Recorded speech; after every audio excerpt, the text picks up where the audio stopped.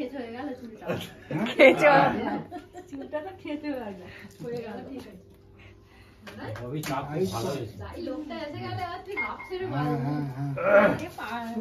না।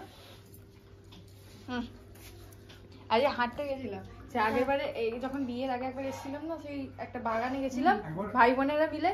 ওখানে সব বাড়ি হয়ে গেছে কত বড় বড়। কখন গেলে? সকালে হাঁটতে গেছিলাম। এই আবার কি করেছে জানো? ঝগড়াই লেগে গেল, বলে আমায় নিয়ে যায় না। ওরা দু ভাই চলে গেছে। আমি উঠে দেখছি বাড়ি ফাঁকা, কেউ নেই, মামি আছে শুধু। ঠিক আছে, বাকিরা কোথায়? মামা বললো বাজারে গেছে। ঠিক আছে, এবার বলছে রাহুল আর সুরজ মিলে গেছে হাঁটতে। আমি বলছি আমাকে একবারও ডাকলো না, আমি এখানে দেখিনি কিচ্ছু কতদিন। বলে আমি সুরজ আবার কি করেছে, চালাকি করে ফোনটা রেখে গেছে। এবার ও জানে না ভাইয়ের তো ফোন আছে। আমি আবার ভাইকে ফোন, মামি বলে আরে ভাইয়ের ফোন আছে, ফোন করো। আমি আবার ভাইকে ফোন করলাম, তোমার দাদা কোথায় গো দাও, কথা বলো। বলে আমি তুমি কি ব্যাপার, তুমি আমাকে নামিয়ে চলে গেলে? আমি তো এখানে দেখবো বলে এসেছি, রাত্রিরে এসেছি, কিছু তো দেখতে পাইনি। দাদা বললাম অনেক বলে তুমি ঘুমাচ্ছেন, যে কুম্ভকর্ণে ঘুমাচ্ছে, আমি তাহলে উঠবো না। গোড়া বড় মেয়ে ওই কি করছো? দরজা ধরছে? ও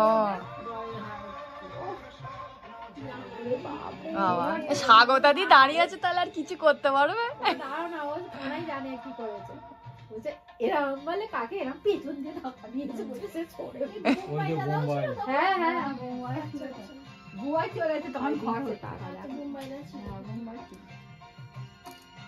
টাকা দিয়ে এবার ঢোকাচ্ছে, হাত জোর করে টাকা দিল, দিয়ে এবার ছেড়েছে।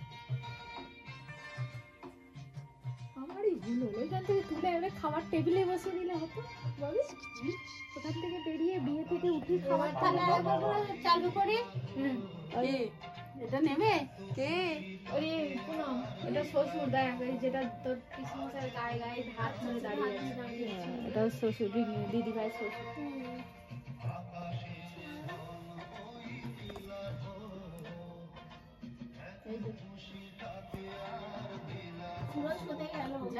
জেঠুর আলুর দম কি পছন্দ হয়েছে যখন আইতে বলেছিলাম পুজো বাড়িতে, তারপর আবার করেছিলাম, জেঠুকে দিয়েছিলাম। জেঠুর এত ভালো হয়েছে, আবার যখন করবি তখন পাঠাবি।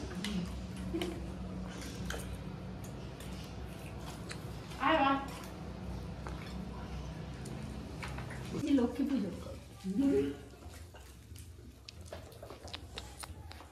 ঠিক আছে তো, ওই জন্য তো আমিও তুলছি।